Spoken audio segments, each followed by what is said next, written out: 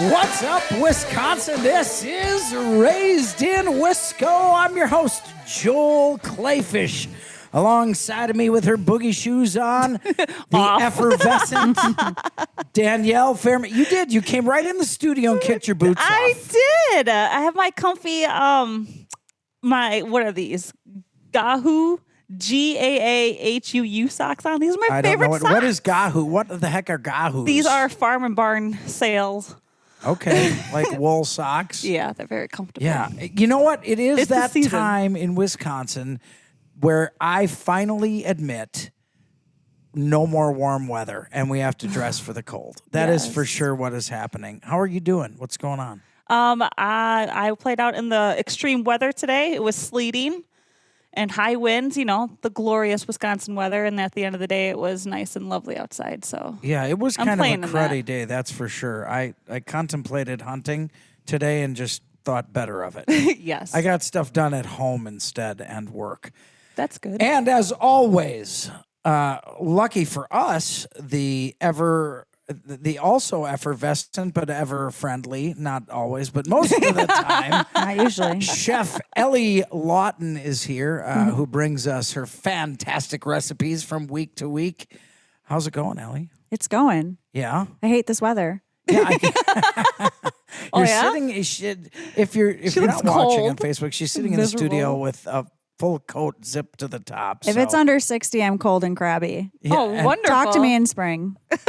What's your temperature zone? What is it? I'm a 75 kind of gal. You're 75, 75 to 75 and a half? Or? Some may say I'm 75 years old and I don't care. No, that's all right. I'm kind of I'm like a 55 to 70. That's my key demographic for temperature. Yeah, I say 75 doubt. is my max, but... Yeah. Oh, Danielle, you run hot. So I do. Yeah. I would think like 45 degrees is your max. Yeah, pretty much. You know how Danielle is a living Mr. Buddy heater. Oh, yes. There's no doubt Danielle's about a walking crock pot. If she is in the room is about 5 degrees hotter. If it's a small room, Danielle will literally heat up the room. Yeah. No, It has gotten warmer in here I'm since not you even arrived. joking My about hands that. are sweating right now. Yeah, mine are frozen. Come here. And this is like the Three Bears, nice. and I'm just right. I'm going to tell you that. Hey, we love you joining us on Raised in Wisco. The station, civic media stations throughout Wisconsin are carrying the show, all 25 of them, and now we are in Michigan and Minnesota, which is great. And we can still have our rivalries with the Green Bay Packers and still be all right welcoming our friends. Yes. Because once you get outside the Midwest, I think most people think they mix up Michigan, Minnesota, and Wisconsin all the time. I think we're all just kind of a blurred blob. I feel like Wisconsin definitely stands out because we're cheese, beer, and hunting. That's why I always hear. Living in Florida, Michigan, Arkansas, and Maine, I feel like everybody knows Wisconsin for those three things. Yeah, I think that's true. Probably true. Yeah. But then there's the others. I think we still love you guys. because of those silly Foamation cheese heads we wear at Packers. the country literally knows us for cheese. This is cheese very heads. true. But that's okay because we really do have the best cheese in the country. We here. do. No doubt about it. Maybe even the world. I don't know. Maybe. Maybe. Maybe. I haven't Guys, experienced. I'm pretty excited because not only do we have a really good friend of mine, Nick Scaffidi and I have been friends for 20 years now, just about, if you can believe that. Is that about right, Nick? No. No? You don't think it's been 20 years? Probably close. Yeah, I bet it would be. I think we met when you were about 16 or 17 years old. 16, I was going to say like 6. So is I. It's like, what? No, You guys started hunting baby. when Nick was a toddler? I think it's 13 years, Joel. Okay, well, Yeah. I'll take 13. Time I flies. rounded up by Close. 10. What do you want? Yeah. It's still a long time, though. Nick Scaffidi is not only an expert goose caller, he is one of the Yeah. best goose callers Oh my gosh. I've ever heard, and we're going to have him take us to a break or come back from a break with some of his goose calling just for Oh, fun. good. Jacob in the studio. Sorry about that, buddy, because I know that wreaks havoc on the mics, but Nick is really one of the best goose and duck callers ever. He is a worldwide hunter as well. Just got back not long ago from South Africa on a fantastic hunt there. Ooh, Cool. Wonderful. Yep, and he and his lovely young lady. I don't know if they're in the category of Megan and Dave. I don't know if I can call them lovers yet. And Shout out to our lovers. Shout out to our lovers, Megan and Dave. We who know that have they are the week currently off. on a date eating burgers. Yes, Aw, yes, They're on a lovers burger date. That's hopefully nice. there will be no lovers quarrels over the lovers burgers, but they're taking the week off. And Nick Scaffidi is here, and we're going to talk to him, among other things, about covering use of drones in deer recovery, which is a really hot topic, and I'm sure it's going to get hotter because now there are some people who support it, there are some people who are opposed to it, and there are a lot of laws governing it, and even legislatures in states are trying to have to decide how laws should affect the use of drones in hunting and recovery. And I think it's a fascinating topic. And I'm glad Nick is here, but I just wanted to make it clear that's not the only thing Nick can talk about. He is actually an incredibly seasoned hunter and a fantastic goose and duck caller as well. But it is time for our weekly. Ooh, you had the evil fingers Wisco going on. Oh, yeah. I do. I've got the swift. Crazy. Ooh. Danielle, do you have a weekly Wisco I this have week? two. And that doesn't have Whoa, to do Danielle. with a flat tire, a broken windshield, nearly drowning. Huh? Did you say Is something? it broken window? A Oh broken gosh, window. yeah. No. At work, somebody broke into my truck Oh my god. on the job. Well, kind of ish on the job site. Long story. Previous episode. But I have two. You'll have to go back and listen Yeah. to the podcast, Nick. I'm behind. That was on a bad streak. Yeah. Danielle had Shout some out. really Oh, tough yeah. weekly Wisco. I did. She Well, has. this one is kind of one story is kind of rough, but it was a fun story. And then the other one is actually for Ellie. Yay. Really? It's got to be about Yeah. food. It is about food.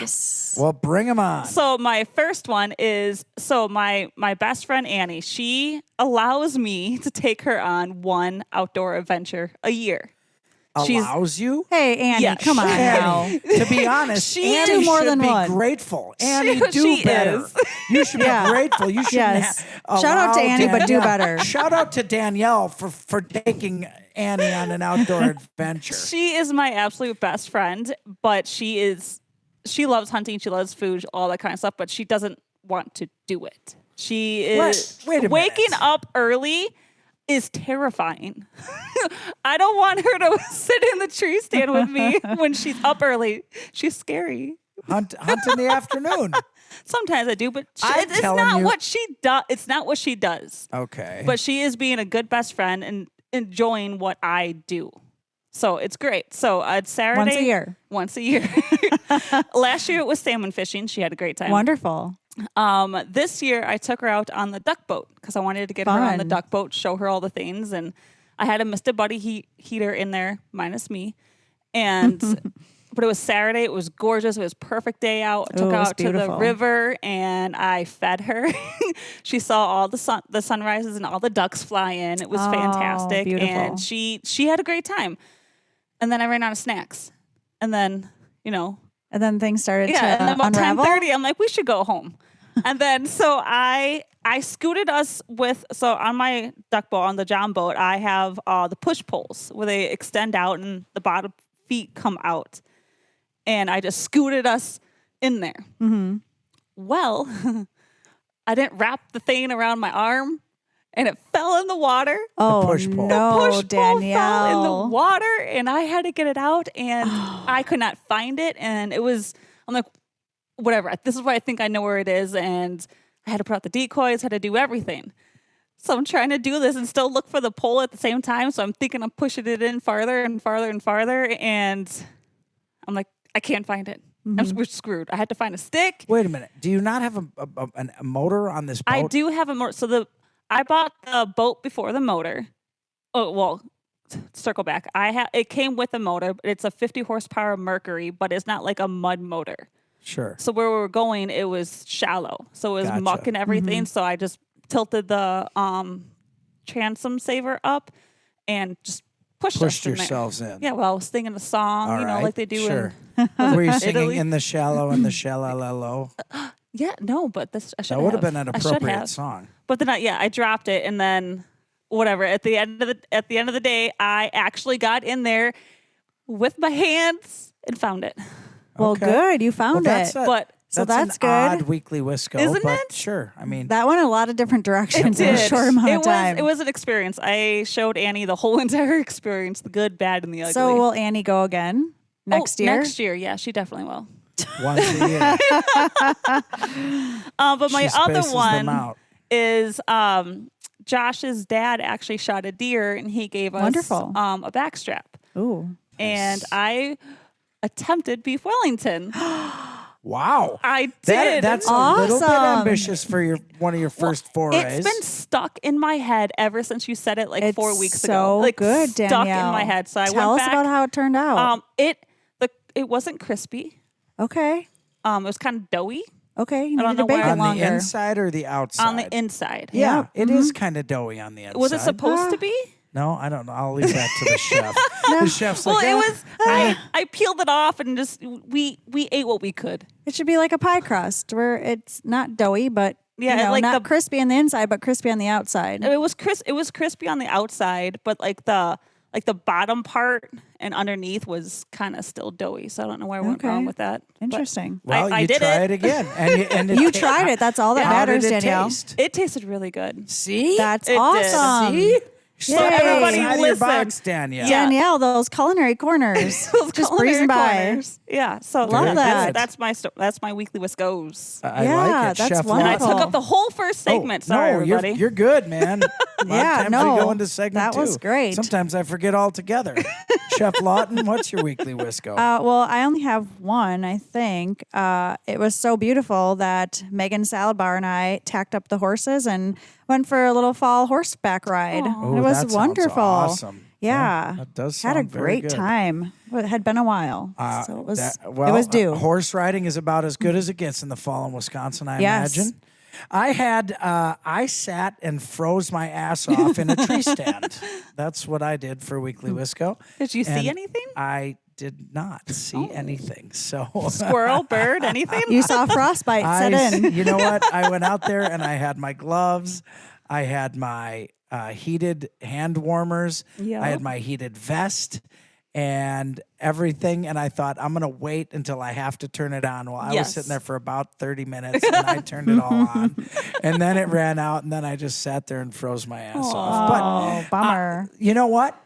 You cannot have a successful hunt unless you know what it's like to sit out in, rough, tough conditions. Yeah. But I will say, I failed a little bit in my number one rule, which is always be comfortable, because when you're cold out there, it's just not fun. And I just didn't wear enough layers. I underestimated how 30 degrees would actually feel. Yeah. I'm excited because this show, we're going to talk about deer recovery. We're going to talk about Nick's 180-inch Boone and Crockett buck he shot just a couple weeks ago.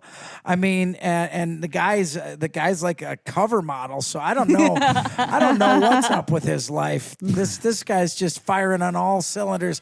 Nick Scaffidi our guest. This is Raised in Wisco.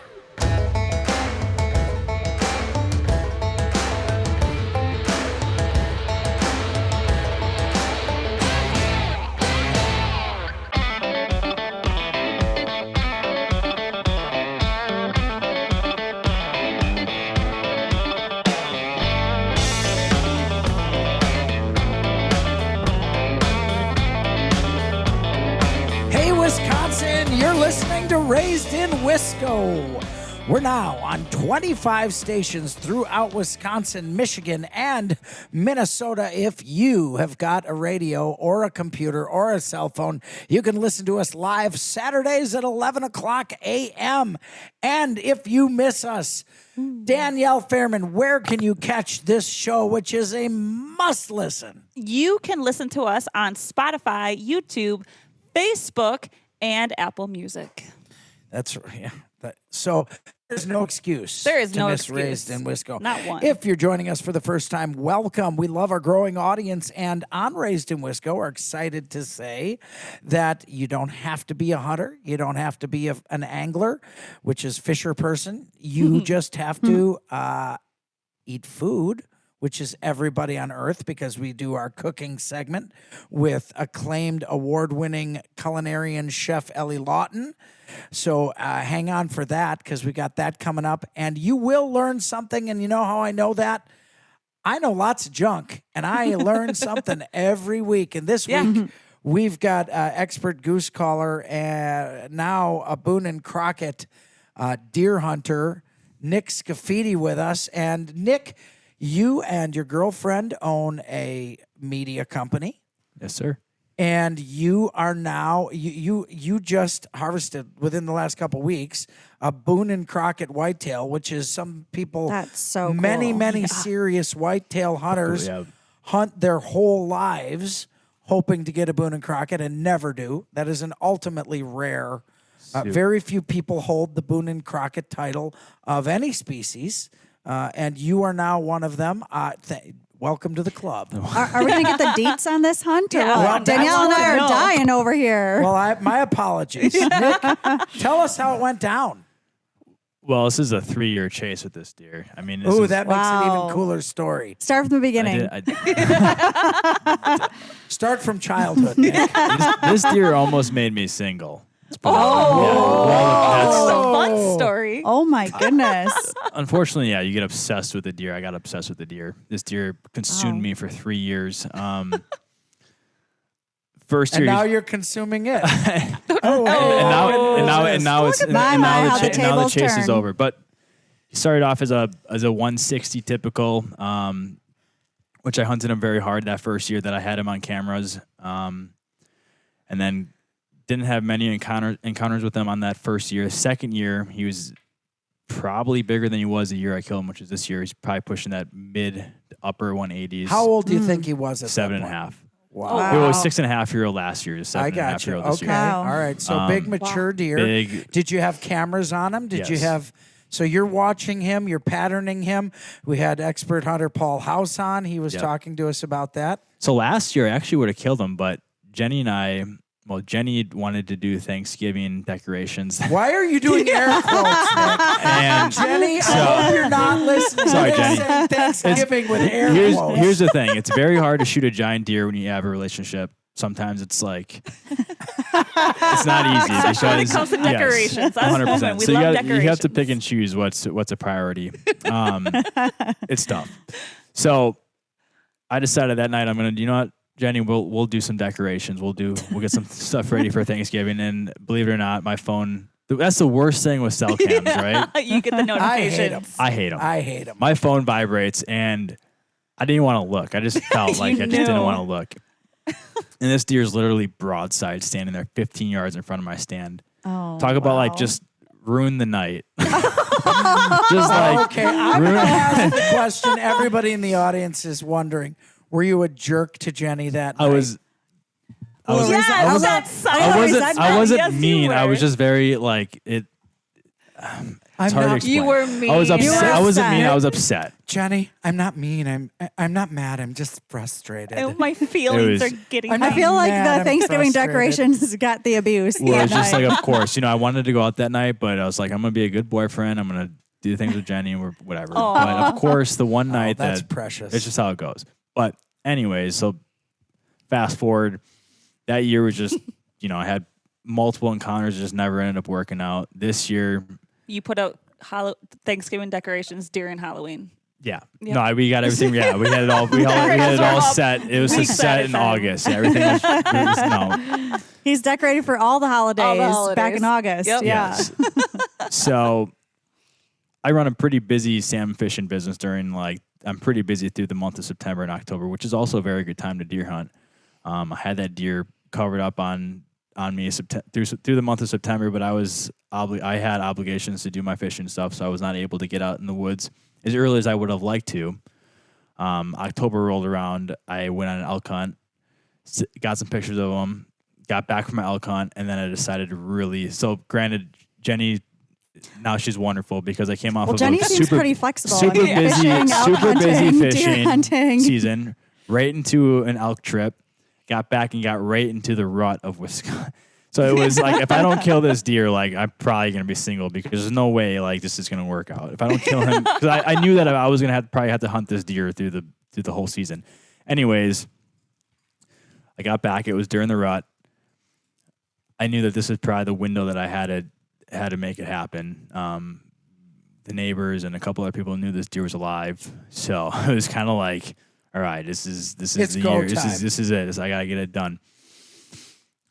Hunted all day sits. Had them one day at probably about 120 yards. Just could not close the deal. It's frustrating, but obviously it's during the rut, so anything can happen. I got back in the stand 3 days later and was sitting there around 9 a.m. I had him locked up with a doe about 300 yards from my stand. Ooh, I can't believe we got to take a break. Hang on, dear. We're going to hear the rest of this story and whether Nick still has a girlfriend. This is Raised in Wisco.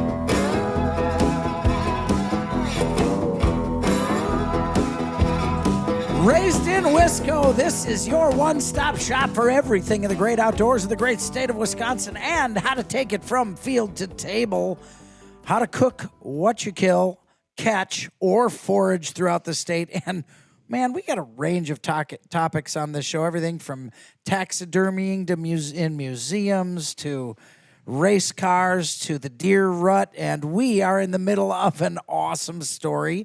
And relationship therapy. And relationship counseling for Nick Scaffidi, a friend of the show, good friend of mine for 13 years, not 20. Not 20. Feels like 20. I don't know if that's good or bad, Nick. But Nick Scaffidi, I'm going to bring us up to date if you're just joining us. Nick Scaffidi has been chasing a massive Boone and Crockett whitetail, a huge trophy whitetail, like the kind of 3 lifetimes, literally 3 lifetimes in Wisconsin. If you hunt, you may get a deer this big in front of you at some point. And we're right up to the point that it's his 3rd year hunting it, and he's got it on cameras. And the previous year, he nearly lost his relationship over it because he stayed home and Thanksgiving decorated instead of hunting. But this year, you were in the stand, and you see the deer when you're sitting there. Yep. So during the rut, I mean, so he's at this point a mature deer at 7.5 years old is extremely hard deer to kill. Like everything, you need a lot of luck. As they say, they don't get big for a reason. Yeah, exactly. They This get big deer for a is the reason. master of survival, and my strategy was hunt less, hunt the right wind, go in there only when the wind was right. And I said I had this deer within it was probably about 240 yards from me in the field with the doe during the rut, so first week in November.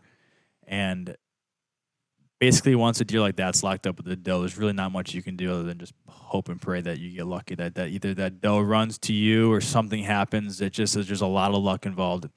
And you can't rattle him off or grunt him off at that point. he's already got that doe, so no, he's with that doe. Every single buck is trying to get in on that doe. He's the dominant buck on that doe. He's going to push all those other immature bucks off of her. So he's basically got her locked down. He's the top dog. So I had realized at that point about 9 a.m. in the morning, I watched him go into some thick cover with this doe. I watched 2 other small bucks go into this thick cover with where he was. So you sat from pre-dawn.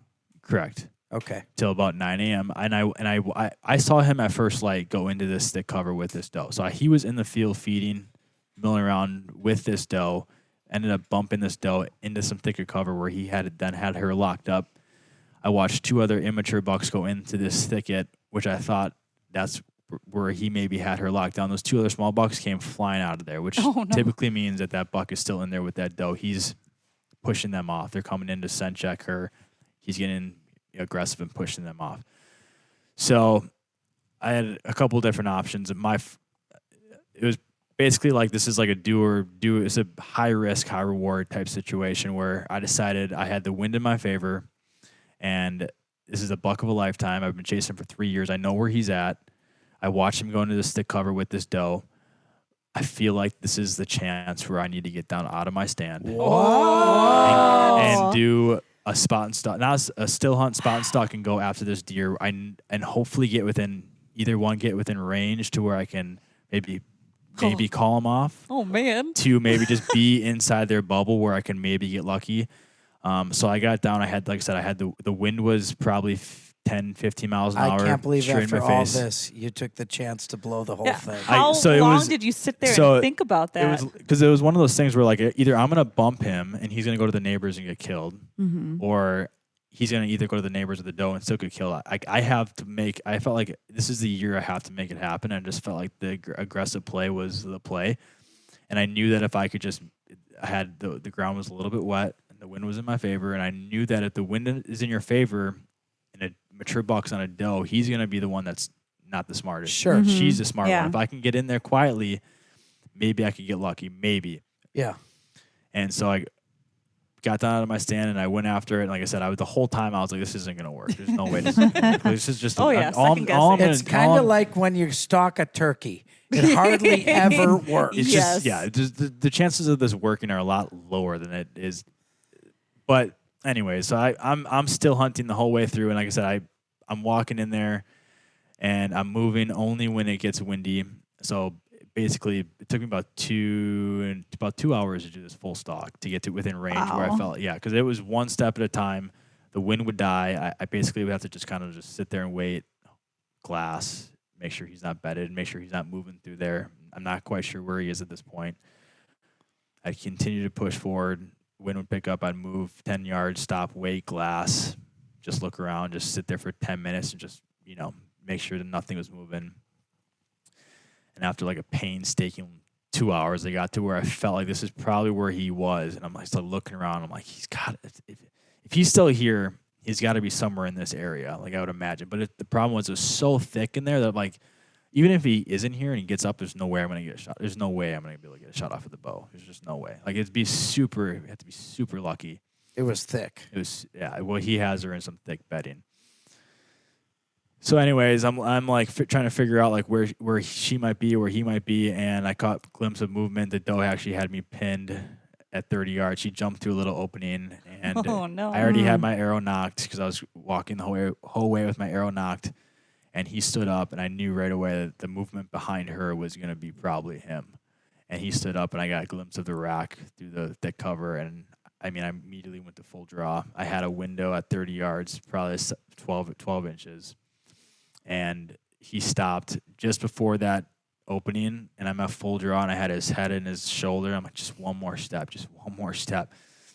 And he took one more step into the opening, and I had just exposed the back of his shoulder, and I let it fly and just drilled him at 30 yards. Wow. What an exciting story. Oh, my gosh. I think you had the three of us in that thicket with you. I was there. I was there. That was an awesome story. I have a question, though. Did you call Jenny right away? I did not. I actually No. What? Oh, my gosh. I'm so sorry, Jenny. I'm sorry, Jenny. Yeah. I called her second, but I should have probably called her first. Don't tell her that. Well, It's a radio show now. It's a radio show. We won't tell her when it airs. How about that? oh, my God. Jeez, that's terrible. Gosh, Jenny needs I'm sorry, jewelry. Jenny. How comfy is that couch? It's pretty comfy. He sleeps in the woods, Danielle. He doesn't sleep in the house You anymore. want that fuck? Go back out Hey, there. but now the season's over for me. Now all my time gets to go right towards Jenny. Yes, Like, and I know you guys. Oh, my gosh. You guys work together. You're Yes. fairly inseparable. You travel the world together. So I think it's going to all be all right. And now you're going to fight over where to put that mount in the house. That's for sure. right in the living room. And I can't wait to see the picture. I know, I haven't me seen the too. pictures yet. yeah. We're going to put it's- them on our Facebook page. Yep. Yeah. Megan Salad Bar will upload them to our Facebook page.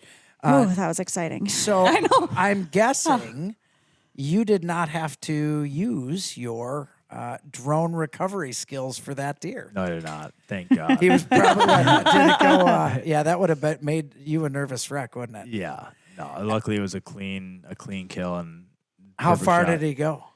You actually ran about. The arrow stuck in him. I got single lung. I got probably both lungs, but the arrow stayed in him, so he still made it about 250 yards. 200 Wow. yards, Oh, yeah. wow. But you had a decent blood trail. And, Blood was pouring out. oh, Blood okay. was So pouring. so it was a Blood good, ethical, clean kill. Yeah. As you're following the blood trail, are you wondering, oh my God, is there some way I may not find this deer? I mean, so the first 75 yards was pretty like, yeah, he's dead for sure. Like it was, picture perfect blood everywhere, bubbly blood. So I knew I had some lung in there. Right. And then at about the 100-yard mark, it kind of started to slow down a little bit, and I knew that because the arrow was sticking in him. Yeah. Still. Like, man, like, I felt like he should be dead by now, and the blood trail starting to dry up a little bit. So I pushed forward a little bit further, and then the blood trail started to pick back up again. I was like, okay, so I kept pushing, and he was dead at the end of that trail. But it was one of those blood trails where you weren't really looking at the ground; you were looking 10 yards ahead of you. Sure. Because you could see the trail, you could see the next pile of blood. That's nice. Yeah, well, God bless you. Congratulations. Yes, That's a great story. congratulations. You really worked for that deer, and now you will get to be in this Fair Chase magazine like I Ooh. am. You'll get to be a Perfect. Boone and Crockett record holder for the rest of your life. Joe. That's pretty dang exciting. Now, That's we're going to amazing. actually get to the reason I originally brought Nick here, and that was to talk about drone recovery. You help folks recover deer with your drone. Yep. Tell me about that. That's fascinating to me. Yeah, so for me, I think it's really cool because some people especially like a kid or a new hunter, right? Getting into bow hunting, they make a shot at a deer and liver guts, and that deer runs off and they lose the blood trail. The nice thing is they bring a drone operator in, and we're able to find that deer, not put pressure on that deer. It's a very non-invasive way to go in there and confirm that the deer is dead, and ethically get the deer and recover it and still be able to eat the meat. So it gives that hunter the reassurance that their deer is, we're going to be able to find their deer no matter what. Like they hit liver guts, we're still going to find that deer. It's So go ahead. with the gun season coming up, in my head with the deer recovery with a drone is you're hunting out, let's say on the kettle moraine, and there's a hunter every 100 yards. yeah. Do you ever get any pushback from people? Like if let's say hypothetically I shoot my deer, I'm trying to look for this thing, but it is 3:00 in the afternoon and people are still going, and it's about to be prime time for deer to go to bed. So are you coming out? When do people call you? Do we call you right away when this thing happens? Because in my head, it's public land. People are going to be pissed. Yeah. So I mean, legally we're flying at 400 feet AGL, which is Class G airspace, which is technically it's whatever. We can legally fly around wherever we want, but we're not really affecting the deer. Don't really care about the drones. I mean, they're not fearful. Well, of it. there are used very to- loud airplanes Yeah. and helicopters that Yep. go by while you're hunting. Oh, They don't yeah. seem to affect hunts. But usually, what we'll do is if it's like a public land situation, we'll either wait till nighttime because we have spotlights on the drone, so you can wait till after dark. Or that's nice. Are you running infrared or it's all thermal. thermal? Yep, Okay, it's yeah. all thermal. Do you see blood trails with the You thermal can, as well? yes. Yeah. Oh, so wow. Yeah. That's and cool. From that high up too. That's insane. Yeah. Oh, the technology is incredible for these things now, and I think that nobody wants to see an injured deer that's not recovered. Nobody Yeah, wants, for sure. Nobody wants to see that, but there are a lot of ethical questions about hunting with them. Yeah. To find the deer, and then you put yourself in the right place. That is illegal. You may not use the assistance of a drone to hunt. So when you find a deer that's not dead yet, you're not technically supposed to tell the hunter. Legally, you correct? cannot tell them where that deer is. No, correct. Yeah, right. So technically, legally, I'm not supposed to fly until I think or assume that deer is dead. So like a liver shot, gut shot deer, I'm supposed to wait at least 5 to 6 hours to where I feel like that deer is probably going to be dead by the time I find it. And then you can tell the Yes, hunter correct. at that point. Yes, your Yeah. deer's So dead. so in other words, you're not giving them an undue advantage to kill something. You're giving them a specific advantage to find something that has been ethically and properly killed. It's a yes. fascinating topic, and believe it or not, it makes me hungry, which is really Shocking. great. Weird. Because next we get to talk about food, the recipe of the week with Chef Lawton. This is Raised in Wisco.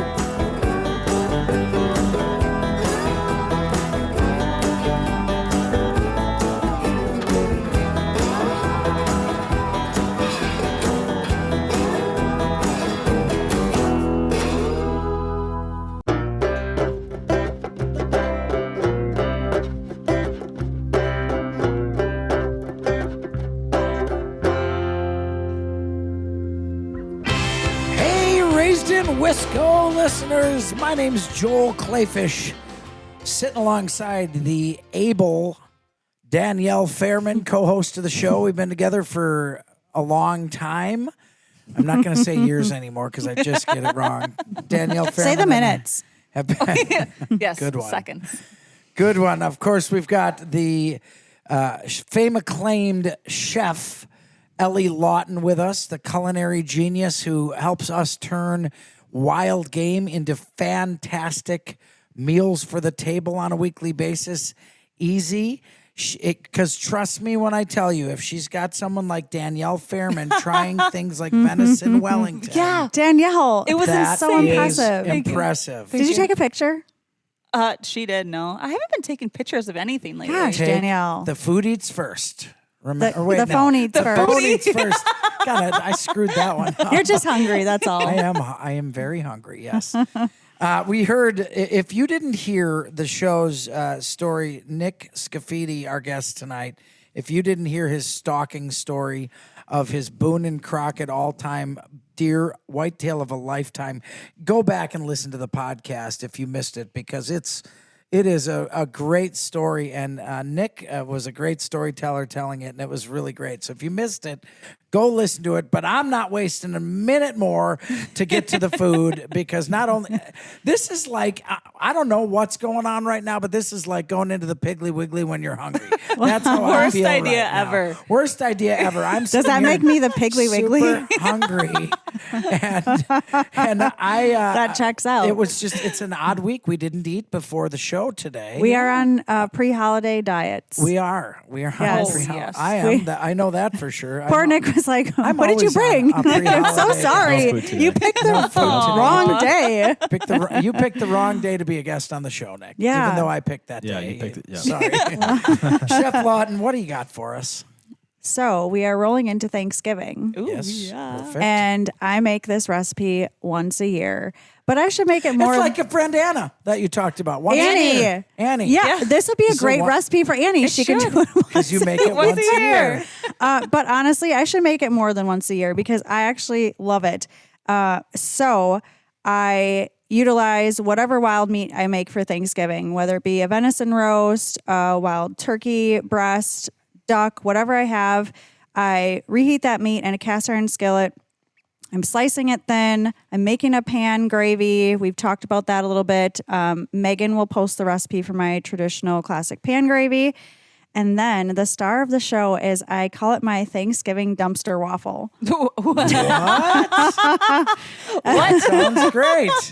I It's- love waffles. Dumpster? It is so good. So I take Danielle, you're gonna do this and it's gonna work out great. So I cube up some bread, really small cubes, okay, like French bread, or if you have some good rolls left from Thanksgiving, cube that up. Add some celery, some caramelized onions, a couple eggs, some chicken broth. I do some fresh herbs that I always have left over, so rosemary, thyme, some sage, little salt and pepper. And I mix that all together. Oh, you can also add some Granny Smith apples or cranberries. Whatever. This is a dumpster waffle. You mix it all together. Oh, Yeah, that Danielle. sounds so exciting. so easy. So yes, it's so easy. And you put that in your waffle maker, and I will have Megan post the measurements for the recipe. And you just cook that until it becomes a normal waffle. Pop it out. And you're going to put that sliced meat and gravy on top. And then I always like to make a little dear Lord. cranberry chutney and throw that on top too. What's a chutney? Like cranberry relishy type of sauce. Yeah. okay. Ooh, how do you Yeah. make a chutney? I want to know now. So how we've talked about chutneys before. Did you have. not have that written down in your book? well, Get your pen and paper. Hey, So- hey, count this. Count me happy. This is only the first time I'm being called out today. It's perfect. So I do cranberries, garlic, onions in a pan with a little bit of stock or broth, whatever I have, and I just reduce that down. You can use wine. It's basically like a kind of chunkier, fancy jam. Yum. Yeah, so you Sounds get kind of like kind of a hybrid between like cranberry sauce and Jello or jam. yeah, kind of. I guess you could say that. That sounds But you delightful. can do whatever. I've put fig jam on it before, blueberry preserves, whatever you have. I mean, this is the dumpster waffle dish, so Sounds it's pretty fantastic. Yeah, and you know, after you eat your Thanksgiving meal, you're kind of like sick of it how it is, but when Yep. you blend it all together and make it into a waffle, for some reason, it just tastes so good. I feel like this could be an appetizer too. Make it beforehand. and Yeah, put a certainly. little skewer in there. You could make the There dumpster you go. waffle and then do sausage and gravy over it too with your leftovers. Holy Yeah, I have not done that, but that is on my list. But again, I only do this once a year. So if you want dumpster waffles, I want dumpster waffles. one time a year, Annie. I'm gonna name this these the all the Annie time. waffles. You're gonna have to make sure Annie listens to this show because I think she's gonna have a new attitude Yeah, about the outdoors. I would like to put Nick on the spot for a Oh. second. What did you do? What are you going to do with your venison? With that big old venison? So basically just the back straps and the rest is just right to ground. Yeah, ground. So I actually had this venison chili the other night with it. It Oh, was super wonderful. Oh, I believe yeah, it. I think. So you cooked Jenny dinner. It was a ChatGPT recipe and it was phenomenal. It was hey ChatGPT, how do I make chili, venison chili? and it they was- gave it right to Dang. you. It's wonderful. Yes, in today's world with the technology, if Oh, you yes.